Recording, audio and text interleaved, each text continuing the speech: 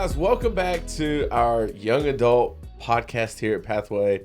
Man, we have so much fun on these things. We're so glad that you guys are tuning in. Make sure to share with some friends, invite them. Doesn't just have to be for young adults, but we really gear everything toward you guys. And today we're going to have some fun. We've got a special guest with us here. Today's Pastor Mark. So I'm going to ask you to give some applause. Obviously, I can't hear, but we know that you guys are applauding him right now. And then we've got our incredible Cassidy Daniel here. What's up? And then today we are going to be talking about serving and commitment. This is a big deal. So I'm going to step back. We have a few questions that we're going to talk. We're going to ask you. Cassidy's going to kind of host everything, ask the questions. She's got some input, and then we're just going to keep going today, kind of like we have been with some of the other podcasts. Awesome. So, Jacob, I know you and I have had a lot of conversations with our young adult team about like young adults and serving, young adults and what seems like commitment issues, like when it comes to stuff in the church. But I think to start us off, we should all share our best excuse that we've ever used to get out of a commitment. Okay. The best excuse that we've ever used? Yeah, or the best. Okay. No, not that you've heard. I don't want anyone to comment and be like, that was me. That was me. Okay. Oh, man. The best excuse. Golly. To get out of a commitment. To get out of a commitment. You have to throw someone under the bus. You know what I mean? Like, I thought about this one, and then I couldn't come up with the best one. Do you have one that you would like to share? Well, with two teenagers, the excuses pretty much just come straight to me. Yeah. So, oh yeah. but my go-to, which generally is true, is I have to check with Elena. That's good. Because usually I've forgotten something that I was supposed to have done. Yeah. But it's kind of this unspoken thing that most husbands and wives have, whereas like I can always kind of use you as my backup excuse just in case, Yeah, that's good. It's universally applicable. Okay. That's good. For me, I mean, mine was pretty simple, but ours was we have plans. Right. So it's something that we always knew that we were going to get asked to do something. And so before we would walk into any social environment where we could potentially be asked to do something, I would look Kayla in the eyes and I'd say, our plans are to do nothing. That is our plan. So we'd go in and we'd be asked to commit. We'd be asked to say, hey guys, I'm so sorry. We already made plans. And I don't trust either of you right now. Like, I do not trust you. Okay, my excuse is I'm honestly such a loyalist. Like, I don't know that I could lie to get out of something, but I've lied to be late before. And this is my trick that I need to teach some of our student interns because they haven't learned this lesson. But if I was going to be late to get coffee, I always kept a coffee cup in my car. So I would dump that Starbucks cup in a to-go coffee cup so that no one would know that I was late because I was sitting in a coffee line. And that's wisdom right there. That's wisdom. So I feel like Hart, if you're listening today. Haley, that one was specifically for you. But guys, if you're gonna be late, just keep that extra cup in your car. Like no one has to know you made that at home for all they know. You're a part-time barista. Do your thing. Or just bring the person that's in charge a coffee, and then I think everything is kind of washed under the table. But if you're on a budget, bring your own coffee, man. That is a great tip, though. That is. For arriving late to church or work or anything else, is if you bring donuts or kolaches or whatever, then it's suddenly okay. It's suddenly okay. You know, someone I know who's in this room but not on this podcast once used the excuse to get out of a ticket. They kept a Bible in their passenger seat, and they would say, I'm on the way to church right now. And they got out of like a ticket that way. I was. And he might have been, but it's a great to get out of that is. good excuse. We hear a lot of good excuses as serve team leads. And some really bad ones, too. And some really bad ones. Sometimes I'm just like, try harder. Yeah. Man, let's work on lying. Yes, you know. Our lesson this week is lying. Man, let's just get started. I want to talk about church serving culture. So what was y'all's first experience serving in church, and what was your first impression? Okay, in general or at Pathway? Let's do in general, and then maybe your first impression serving at Pathway. Okay. We can split it up that way. Yeah, so my granddad was a pastor at a church, so serving was kind of like something that we just kind of was born into doing. But I don't really want to count that one because that was something I didn't have a choice. I was kind of forced into doing. But when I turned 17 and started going to a church just south of Dallas, I was really committed to serve, and I began to serve in students kind of as a student leader type. Obviously, I was one of the students, but I also had a little bit more responsibilities. I would help clean up, I'd help set up and do stuff like that. And it really set the course for my life of how I was going to, pursue my Christian walk, pursue my faith, because I knew that was such a firm foundation of how I was going to continue. It really sparked where I am today because of those opportunities. Cool. What about you, Pastor Well, in a similar way, I grew up under a church pew. So, quite literally, my grandfather's church in East Mountain, Okay. back in the sticks. My first church memory was under a pew. So, we just kind of all did the things. And then when my dad was a pastor, kind of same thing. But I specifically remember what I'd call my first serving opportunity was playing drums for Liberty City Assembly of God Church. Okay. Come on, somebody. As about a 9 or 10-year-old, somewhere in there. And I remember being scared out of my mind. Oh, yeah. What a prodigy. 9 or 10. Yeah, Holy 9, cow. 10, Well, playing on Sunday. it was a small country church. 'Cause They said, we need a drummer now. it was like, hey, yeah, we heard you can throw some drumsticks around. That's awesome. But yeah, that was my first serving opportunity. But it was, I grew up in a musical household. It was just something that was kind of always a part of, my life. But looking at like the point of serving being to grow, Yeah. it was probably one of the most stretching things I ever did because Yeah. it got me completely out of my comfort zone because I did not like being in front of people. Yeah.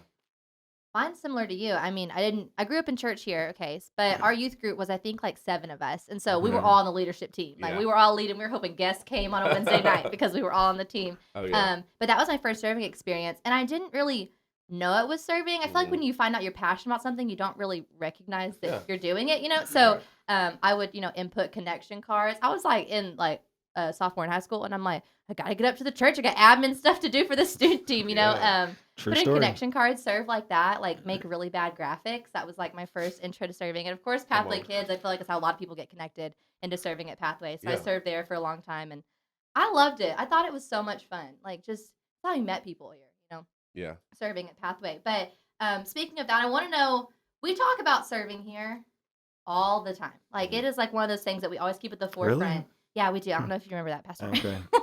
Think vaguely.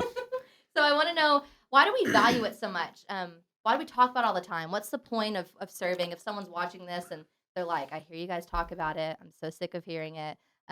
What's the point?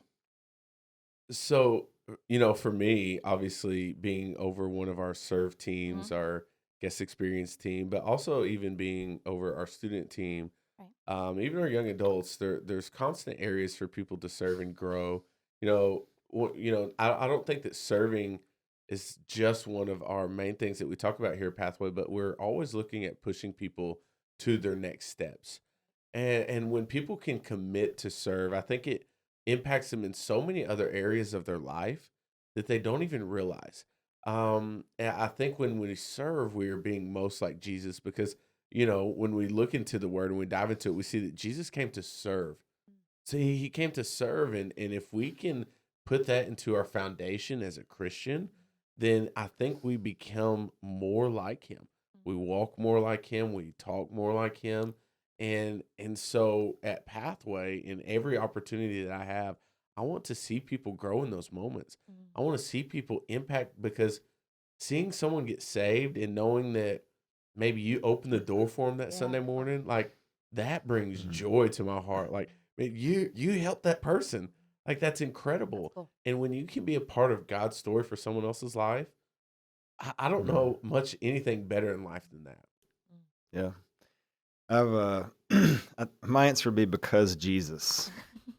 Because kind of like what you're saying, if we really understand, the ministry of Jesus, the example, he set for us, you find the heart, in this conversation that Jesus is having with the disciples, and they're having the whole, who's greater, and can I sit on your right hand and all, and Jesus responds in Matthew 20, says, whoever wants to become great must be the servant.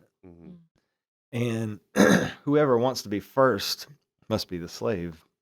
And he finishes by saying, just as I didn't come to be served, but to serve and to give my life as a ransom for many. And not to go hyper spiritual, but it literally is his example, Mm-hmm. because he was always putting himself at the feet of other people. He was always doing the hard thing for other people. And it's something that we can, if we really understand, if we really grasp our salvation, then it's something we want to do. And I think that's where sometimes it gets wonky, Yeah. with Right. people, is it doesn't come from the right place sometimes.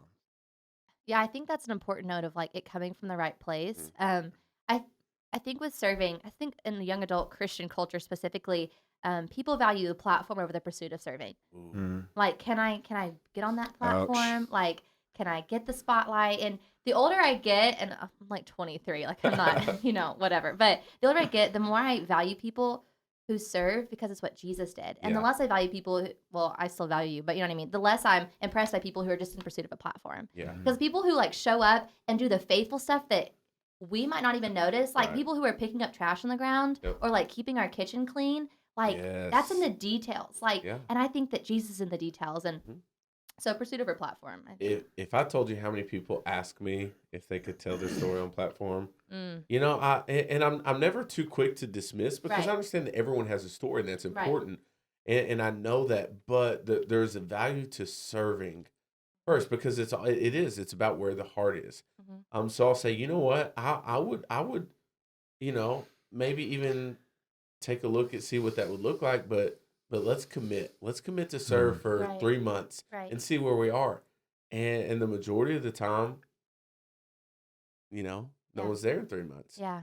So it is a heart matter for sure. Bishop Jake says greatness is in detail, not platforms. And I'm Yeah. like, you're right, but when has he ever been He's wrong? brilliant. But Mhm. Bishop's right there. It's in the detail, not in the platforms. I'm always impressed by our serve team who like cares about the details, like the Yes. signs and the random stuff and the hey, where's the vacuum? There's a mess. I'm like, you guys are so much better than me at everything. Like I'm so impressed by them always. Yes. Well, there's Um, a quote by Gandhi too uh-huh. that I like. I saw recently. It says the best way to find yourself is to lose yourself in the service of others. Mm. And So true. that's Yeah. what I've watched in UCAS Mhm. from your time here. I've seen it in my life. I've seen it in J Dub and Josh and so many others, as we've kind of been on this pathway journey. As you connect to God and as you serve other people, Right. you find who you are. Yeah.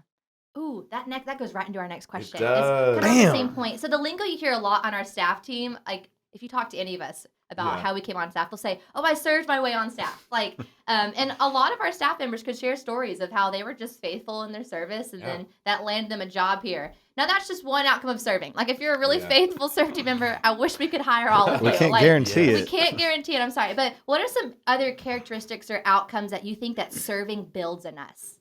Mhm. So when I had this conversation with you a couple weeks ago, Mhm. maybe even, you came to mind, because not everyone who serves has a heart to be in full-time ministry, Mm. to be vocational, to be a pastor, worship leader, whatever that looks like. Not everyone has that desire. Their desire is to own a business or be an entrepreneur, or real estate, whatever that looks like. That is their passion, that is their desire, but they still find a calling in their heart to serve. So I know, obviously, I've been in the corporate world, but I think you've probably been there even longer in a couple different areas. And this is why I wanted you in this conversation, because the heart that you bring to the table, obviously, you're on staff at a church now. I'm on staff at a church. Mhm. It took, what seemed like forever of just serving, Right. and really having heart checks of where my heart was. Was I serving just for that platform? Or was I serving it? And I think maybe that's what took so long for God to work out inside of my heart was, hey, you've been serving, but you wanted this end goal. He's like, you haven't been serving me for my people Wow. or for your heart. And I think when I finally was like, you know what? Forget everything. I'm going to be faithful. I'm going to commit. I'm going to serve. And then God said, now your heart's in the right place. Mhm. But I know through those 10 years from Bible college with a Bible degree, working in the corporate world before I came on here, the serving that I did developed me in all areas of my life. So I want you to kind of maybe speak a little bit to that, maybe how it impacted, your being a boss at a Fortune 500 company, or being being in the corporate world, I want you to kind of add what that did to you and how it showed in your leadership. So first of all, I really want to commend you because I love your story. I love you and Kayla's story. That's one of my favorites because you shared all that, the struggle and serving at a church and going through the desire and even the recognition, really, that I know that's what I'm supposed to do. Yeah. But it was always out of reach. Yeah. And I can tell you guys probably all know this, but this guy is one of the most humble guys that you'll ever meet. And I never cease to be amazed by how creative you are at times in finding ways to serve in ways that you don't expect or you don't even notice other people, seeing it. Because that's what I've seen in Cass's, story and Josh. And really, I hope people have seen that in me. Like when we get to that place of like kind of like what you're talking about, and I'll kind of dovetail that into part of my experience. When you get to the place where you recognize it's not about you, that's a hard place to get to because most of us, we're born selfish. I mean, the Bible kind of tells us that. First word we learn is me, mine. Do you hear that at your house? I do a little bit, or I don't want to share. I have teenagers that still occasionally comes out. But we're all born that way. And one of the things that God's had to really work on me, over my time through this whole church's history, but really in my walk with him in general, is the recognition that, and really it's something that I've even written in my prayer journals, like, it's not about you, Mark. Yeah. It's not about you. And I feel like that's a key. I don't know all the keys, but I know a key of serving is recognizing that it really isn't about you.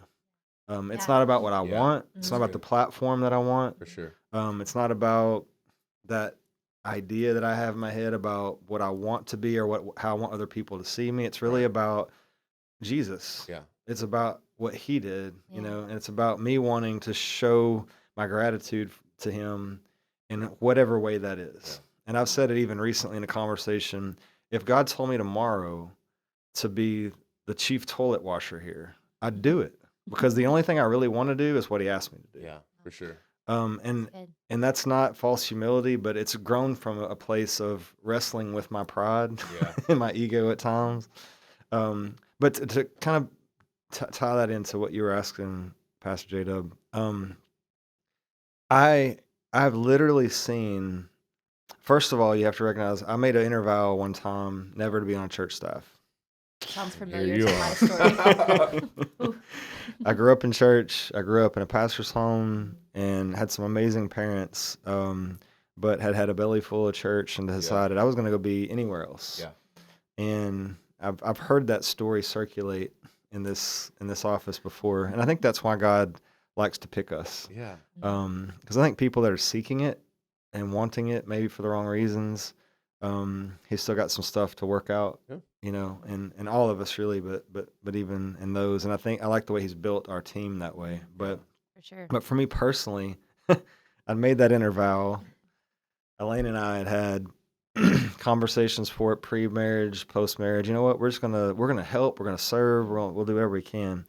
And not everybody's called to be in a church. Matter of fact, most people are not. Right. But we all have the platform, and we all have a platform God's given us. Wow. And so if we can get that it's not about us, then, and you really submit to God's will, which is a cliche term. Oh, it's God's will, like whatever God's will is. Oh. I've heard it many, many times. Yeah, too many times. But if we really are in pursuit of it, it requires checking our pride at the door. It requires humility, and it requires us to make a declaration of, okay, I recognize my life on this planet is this long, and what I do here matters. Right. And so if I can settle that and I can really invest myself in the kingdom as my priority, then God literally, like you talked about, Cass, the reason why this team is built the way that it is because all of you, me included, we served our way here. Right. And God used that to build us. Right. Because we learned a lot and we're still learning. Like we say this quite often, but we make mistakes all the time. Yeah. we just try to own them Yeah.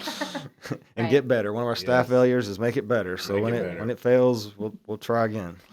But I think that is, to me, if I was going to try to wrestle it down to a nugget, recognize it's not about me. It's all about Him.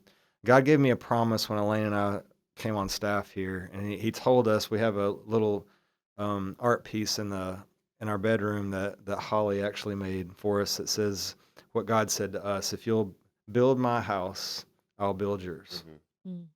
And I think that's true for everyone. Yeah. I think if Yeah. we help build God's house, then He'll help us build our houses. Yeah, that's good. That's so good. I don't have anything to follow that up with. Yeah. Well, I want to go ahead and go on to the next little Yeah, section, but me I too. want to ask you this question, and you as well, Pastor. But how would you encourage someone who is feeling burnt out on serving, who feels maybe underappreciated and maybe even overwhelmed? I'm going to pass this off before I add just a little bit to it. But Cass, I wanted to shoot that over to you first. Yeah. I talked earlier about how, I mean, I really grew up in this church and I Mhm. served in any way I could. And I want to say I always had a grateful heart, but I didn't. Yeah. Wasn't always completely bought in, but really just liked what I did. But to make a long story short, when I was 19, I worked in the nursery here. I was a paid teacher. I was an English tutor. I worked in retail. I was in college full time. Had a lot of stuff going on, Right. but I really loved serving. It was Yeah. like my passion. It was like the thing I wanted to do. And if I wasn't here, I was at home making bad graphics or thinking of crazy Wednesday night games Yeah. or you know, Some of those graphics were good, Cass. back in the day they were awful, Pastor Mark. Don't even lie to my face. And I never even considered being on staff at a church. Yeah. It wasn't even in the idea book for me. In fact, I never thought I'd work here specifically, but I just kept showing up. Then they started paying me, and I said, told us that I'll too, hang didn't you? out. But I was just modeling the culture I experienced. Yeah. But what I want to distinguish here that I think a lot of people feel like is that you don't have to kill yourself with tasks at a church to prove something. Yes. Like, I think a lot of people have experienced a broken church culture where Yep. it's like you have to show up, do, and then that go home, bye. Yeah. Like they never experience like the joy in serving, and that's not at all what I believe. I believe that we Yeah. have nothing to prove with our serving. But what I'm saying is I want young adults to find out what they're passionate in. Yeah. Because when you find out what you're passionate about, it never really feels like work. Right. It never That's really good. does. And I want young adults here at Pathway and beyond to experience that sense of I'm doing the thing that God's called me to do. Yeah. And so if you feel burnout on serving, I would ask you, what is the thing that you feel like God has called you to do? Right. Like, for me, I remember being young and thinking, okay, God's called me to preach the gospel. The primary way I do that is by making graphics Yeah. for our church Yeah, and for working sure. on the creative team. And that doesn't look like the necessary route of serving, people think, you know, but that's through a line of just saying, God, this is what I'm good at. This is what I'm passionate about, and He can use it for His glory. And so, if you feel burnout on serving, I would take a step back, maybe decline that Sunday's request. Yeah. We'll figure it out. Take Yeah. a step back and ask Mhm. yourself, what am I passionate about? Then That's good. talk to our team because we want to find you an area where Yes. you can actually walk in your calling Yeah. and do the thing that you feel like you're called to do. That's what we're here for. Like Right. we want to connect people to purpose. That's our purpose. job. So like figure out what that thing is. What are you good at? Because it's always what you're good at, and then Yeah. mixed with what you're passionate about. And I think all of us have a unique opportunity to preach the gospel that For way. sure. That's so good. Yeah, I think I would just amen that, and I think I'd say the same thing you just kind of alluded to is if you feel burned out or overwhelmed, let us know. Mhm. Yeah. We try to proactively check on our team, Right. but sometimes we miss, and we don't expect people to serve themselves into Yeah. burnout. Right. For sure. And 1000%. I recognize most of our experiences likely were in churches where we were, put in positions where we Right. suffered that. Yeah. Right. I was certainly, burned out for a long time, honestly, playing drums because that was the main thing I did wherever I Right. went. Everybody knew that's one of the things I did. So it's like, come on, let's do Come the on, thing. Yeah. And some of it was my own fault even because I think what you also kind of talked about a little bit is we get this expectation or we feel the expectations from other Yeah. people, and we Right. feel like, well, I've got to earn my favor with Yeah. these Yeah. people. Right. And so we just accept everything Yes. and try to do everything, and we unintentionally harm ourselves. Yeah. And that's not our culture. Our culture is save people, serve people. It is healthy things grow. Mhm. But it's perfectly okay to say, I got to take a break. Yeah. And we had a worship team member at the beginning of the year said, hey, I need to take a month off. And I said, no problem. Yeah. Right. Come on. And the commitment we have here that we all share is if I have to hire some outside help to supplement our team, I'll do it. Yep. Because we don't want anybody burned out. Yeah. That's not the value in the kingdom. Yeah, for sure. We have to minister from rest. Yeah. That's Ooh. Jesus' example, and that's a whole other podcast. Yeah. Probably. Yeah, it is. Tune in next month. But the encouragement is to communicate, and I think Cassie hit it on the button. It's not that you're going to absolutely love everything that you do. Yeah. Yeah. But one thing is for sure, God put a little piece of Him inside of all of us that comes out someplace in serving the body. And if we will experiment a little bit, I tell it, in First Step sometimes I'll say, hey, just take a test drive. Yeah. Don't commit. Yep. Just take a test drive and try that. If it stinks, go, well, that ain't me. Yeah. Yeah. And then just try around until you find a place that you like, that's the thing. Yeah. And then do that for a while until, we have lots of people that kind of have served in different areas over time. But that, I think when you hit the passion button, that starts to give you the idea of this is connected. Now, will it look this way or that way or this way? Who knows? Yeah. But, similar to your story, it helped you find the direction that you ultimately have chosen to go, which has led to your education and all the other things that have connected to it. Yeah. So I'll just add something real small. And your job. Yeah. And the job I have. Wow. Holy cow. I want anyone who's watching this, maybe, listening to this, and is currently serving at Pathway or maybe anticipating serving at Pathway. I want you guys to know that we value you, not what you do. We value you as a person, not what you help us do at the church. Because that's what we're here for. We're here to make sure that you guys are getting connected, staying plugged in, being healthy, growing, and taking those steps to getting closer to Jesus. So if maybe you've been hurt at another church for being overserved, and maybe it's led you to some, we'll get into it in a minute, but commitment issues, or whatever that looks like, please know that we don't want to be that church. And we're not going to be that church. So let us know, communicate with us, and know that if you ever decline or can't show up for something, we still love you. We still love you. Yeah. We It's still true. want you on our team, and you guys are incredible. So that's just a little plug, but we'll go ahead and continue a few more minutes, and then we'll be checking out of here. Well, you ready to talk about some commitment issues? I am. Okay, this one feels personal to me. I'll always make the joke, I'm like, I've got commitment issues when it comes to stuff. But I think it's a generational thing. I really do. So the first question I want to ask you guys is something that we experience a lot, especially in the area of serving, is what we jokingly call commitment issues. Yes. So let's talk about it. Why do you think some people are really hesitant to commit to serving or commit to like giving their all to a church or an organization or whatever? Oh man, I want to be careful on how I answer this. I've got a few. I've got a few Go too, ahead. yeah. I'll let you go.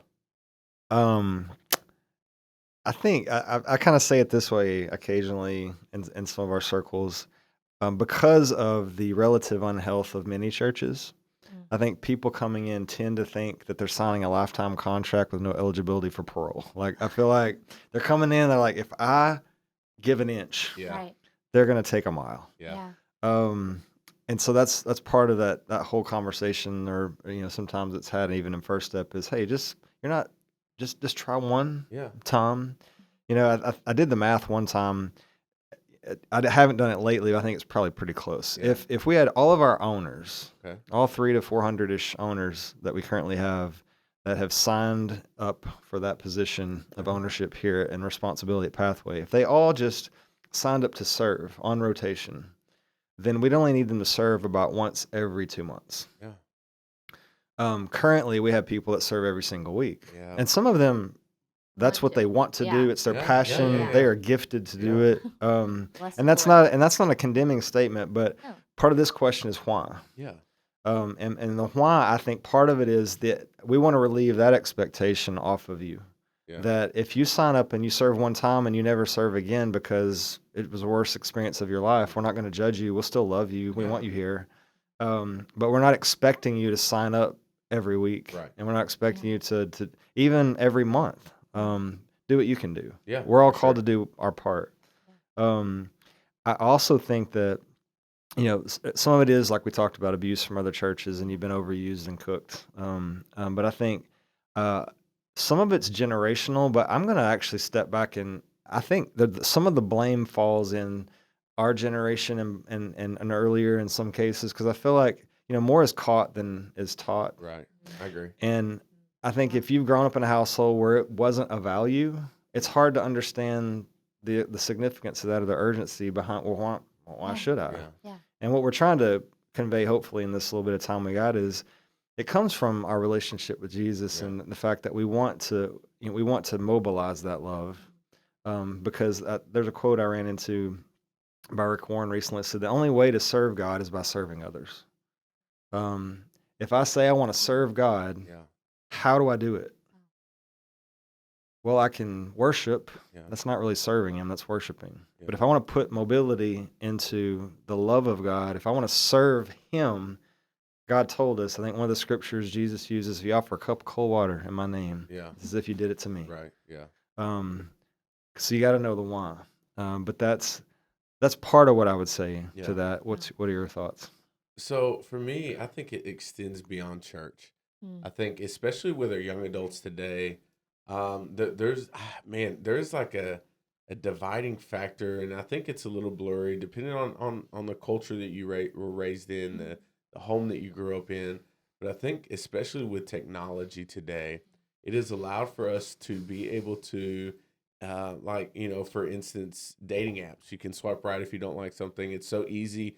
You never truly have to commit, and I'm not saying swipe right on serving. Swipe right means you want to, you like them. See, you I don't swipe know. left if you don't. It's okay. I don't know. That's what See, I'm I've here been for. married since Thanks, guys. before dating. They just said, this isn't even applicable to me. Oh my gosh, come on. It's okay, I got you. Yeah, you know what I'm saying. That's why I'm in the room. Yeah, that's why she's here. I've been out of the dating game, thank the Lord, for so long. Pray for me. But yeah, so I think it's this commitment that's not just about serving, but it's across the board.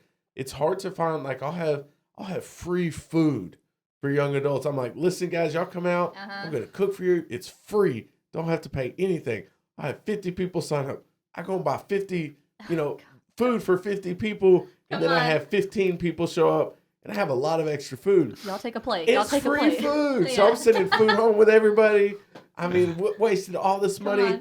But it's this commitment that's across the board, because we have so much that's pulling on our strings on this sounds a little bit better than this over here, or you know what, I'm tired, or I don't feel like it, and we have all these outs, and I think with all the outs that the world has to offer, it keeps us from committing to anything, especially when it comes to the church.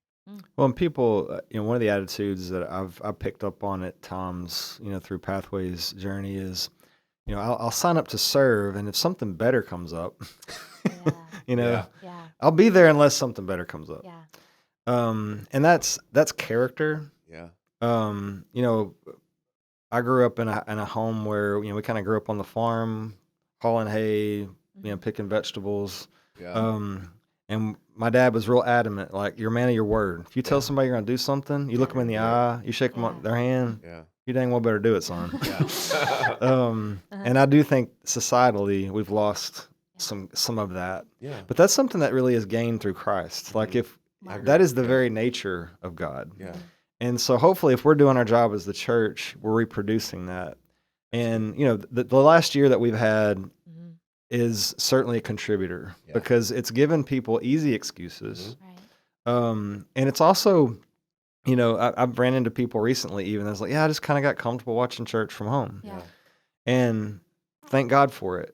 But we can't find purpose sitting on the couch watching church. Good. We have to serve in the kingdom. We have to give of ourselves, because it's in that give and that release where the joy comes and the purpose comes, and all the things that we talk about, the fruits of the Spirit, but all the things that we talk about that are revealed in you show up. Yeah. Good. Convenience is comfortable, man. Yeah. Like, it's easy to sit at home on your couch and watch Netflix and be like, well, I don't have any friends. Yeah. You know what I mean? Like, it really is. Convenience is comfortable. And for the first time ever, the church is in a culture where we're fighting for attention. Like, we have a podcast. You could easily listen to Joe Rogan over us. You don't have to listen to us. Like, we're competing with, like, mainstream all the time. And why would this be the voice to listen to unless you have a value that says that? You know, like, I get it, but I think that at some point we have to choose to be a little inconvenienced if we want to, like, make a difference and be a part of something. Right. And I would say, and this is across the board, this isn't just for young adults, but Yeah. it's kind of like a societal thing right now is we have to really press in to God. Yeah. And it's easy for me to say sitting here as a pastor, but I lived outside of being a pastor. Yeah. I haven't been a pastor for my whole life, obviously. I understand the things that pull on your heart, the things that pull you away, but it's where is your heart? I think it can all boil down to that. I mean, I'll be honest, if someone's saying we have free food as a young adult in college, like, and I say I'm going to be there, I'm going to be there. I'm going to eat it, and I'm going to take some home. I'm going to take a plate. Like, I'm going to take a plate home. Come on. But yeah, I think it's really about the heart. Yeah, I would agree. I'm going to kind of skip a question. I'm going to ask this one. How do we fight being flaky? How can we fight to show up? Oh man. I think there's there's some practical answers here. Well, I think, my 2 cents is I think the church has, unfortunately, in some circles, had a reputation for being very flaky and corny. Yeah. But I don't know what you're talking about. but and so sometimes we're our own worst enemy. But I know our culture, really, we work to, we try to have a culture of honor, where we honor people. Yeah. And that's something that you have to choose. That's part of the character conversation, that if you're given honor, then you should return it. Yeah. And as far as being flaky, with what I'm assuming you kind of mean by that is, where we've all been in different seasons of our life. Like we're non-committal. We're kind of, I think, you just do the best you can from a discipleship perspective to sow those values into people. And for people that are listening that maybe you're not serving, maybe it's something that it's just been inconvenient for you, or it's just not been a priority. I think our challenge is, just why not give it a shot? Yeah. Why not give it a try? Because you just might find something that you've been missing. And I can't tell you, it's certainly true in my own life story. I'm watching it in my children right now. But when we start serving in the kingdom, I've seen so many really cool stories of people that were aimless or uncertain about their lives, that their experience in church, in serving and giving of themselves, helped reveal their very purpose. The thing that they were created for came from the family of God, being around the people of God, receiving the word of God. And that's kind of our hope here, is that if we're persistent enough, long enough, and we love people hard enough, that they'll see the value in it for themselves. Yeah, that's good. And, I think that young adults specifically are really well-intentioned people. Like, I think that everyone has good intentions. I want to make sure that we're not like dogging on you. Right. Everyone has good intentions. Yeah. But I'll just be practical. I think that if you want to be intentional with others or with your commitments, that starts with being intentional with yourself. Yeah. Like, the first person you lead is yourself. You hear that, every leadership principle ever. In a practical way, honestly, for me to not be, because I want to be flaky. Like, honest to goodness, there are times I'm like, I don't want to do this. I don't want to be here. But like my prone is to being flaky. I put everything in a Google Calendar. Come on. I love a calendar. I love a calendar. And I mean, a Pathway student will be like, hey, Cassidy, next August, I have a show on the 16th at 4 p.m. I'm like, before you even leave my line of sight, I'm going to put that in my Google Calendar because I want to love people well. Yeah. And I am prone to being flaky. And I know that about myself. And so I'm going to put it in a Google Calendar. And I'm going to write it down. And I mean, I put everything up in that calendar. Like, text Brittany at 5 p.m. that I love her and want to go to Target. Like, honest to goodness, because that's how I fight being flaky. That's the way I do it. And so I would just be practical in your life. Like, if you have a hard time showing up, make it harder. Like, my Google will remind me a million times if I'm late to something, and then I feel guilt tripped by her. So I'm like, well, now I have to go. Like, thanks come on, like, Google. Let's be practical. Let's be real, like on ways that you can actually show up and fight to do that. Yeah. I think that goes along with what I was going to say. I mean, if it's in your calendar, it's on your phone. Come on. It's what do you value? Right. What are you going to place value in? And that's really the answer. I don't think flaky can be a big excuse anymore, but if you can really find something that you place value in, you're going to find purpose in. Like, I know there were times where at the beginning of my marriage, I would put reminders in my phone. I would put stuff on my calendar, text wife, Not because I was going to forget to text her that I didn't love her any less, but there were times where I'd be like, I know that she likes it when I text her. I know that she likes it when I do this. So I, as a man, will probably forget these things. Come on. So It does was happen simple. sometimes. Put it in your phone. Text wife, I love you. Or, hey, it's Mother's Day. Buy my wife a gift. Like, hey, as practical and as silly as that sounds, if you put it on your phone, if you put it in, and you carry it around everywhere, there's no excuse anymore. No one, I don't think, in this world, well, very few people, everyone has a smartphone. Put it on there. It shows what you value. Yep. I think if you show what you value, you can't be flaky. That's true. When I was in college, every class was in my Google Calendar, and it would remind me 15 minutes prior to class, this is a class you're going to in this classroom, whatever.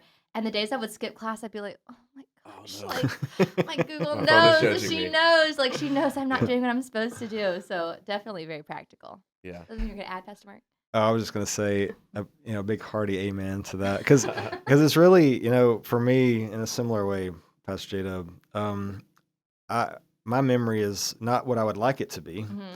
And that's a great practical piece of wisdom if we will all grapple onto it, because you make important what's important to you. And so if you want it to be important, we have Alexa at our house that helps Kara with some certain things, and we have Jackson's got reminders on his phone all the time. We're still working on that. It's a work in progress, but do yourself a favor, and then it starts to become second nature. Yeah, for sure. That's good. I think we actually answered the other questions I had written. Do you have anything you want to add, J-Dub? Anything you want to ask? Yeah, really, the only thing I want to add is if you're listening to this, you're currently serving. Maybe you were someone who served at a church, and you felt like you were burdened and you had to be there, and you just want to come and relax and rest. I completely understand. Come and enjoy church. Come hang out with us at our young adults events, but don't stay there. Don't stay in that pain. Don't stay in that hurt. Make sure that you're taking steps to freedom, to healing, and to growth. And we want to be a part of that, whether you connect with Cassie, maybe you connect with Kayla, Josh, anyone who's involved with our young adults, or maybe you're watching this and you're not, find someone to get connected with so that we can help you through that process, because we want to know that you're valued, not what you do. That's so important for everyone to know that. And we want to see you healed, and we want to see you set free, but we also want to see you get into serving so you can find the purpose that God has for you. And come to our events. Come to our every events. month, my guys. Every month. A big cookout at my house. Come on. We had a big cookout at my house, so this month we're doing kayaking. So we got kayaking coming up this month. It's going to be so much fun. Come on, you guys. Yeah. So, Pastor, you want to pray us out? Yeah. All right. Until next time, guys. We appreciate it. I had a quote I was going to leave with you from Martin Luther King Jr. Come on, MLK. Let's go. It was a good one. Lesser known. But everybody can be great because anybody can serve. You don't have to have a college degree to serve. You don't have to make your subject and verb agree to serve. You only need a heart full of grace and a soul generated by love. That's good. With that, I'll pray us out. Come on. Father, we thank you for today, and I thank you for all those listening, and I thank you for their unique purposes and gifts. I just pray that all the things that we shared today would land in the right spot, and that you would speak to them through the power of your Holy Spirit to do with it whatever you'd have them do. We love you, and we thank you for the testimonies ahead. In Jesus' name, amen. Amen. Pathway Young Adults, make sure to subscribe to our page, and we have a new podcast every single month. Stay tuned for next one.